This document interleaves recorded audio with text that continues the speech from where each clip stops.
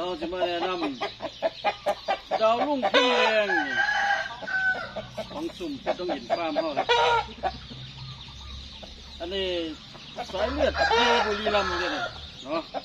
อันนี้คือชั้นหลานเยี่ยบุรีรัมย์ครับ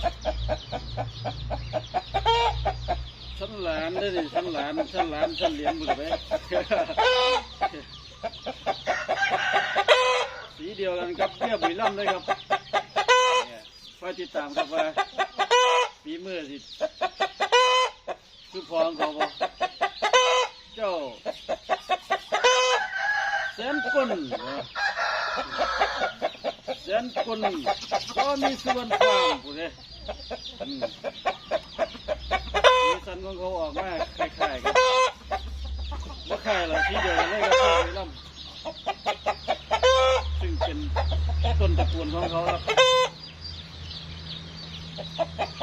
เจ้าเขียวมรกต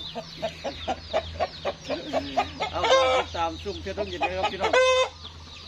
เพชรต้องยินฟาร์มมาแนะนำฟาร์มรอเราเอาการ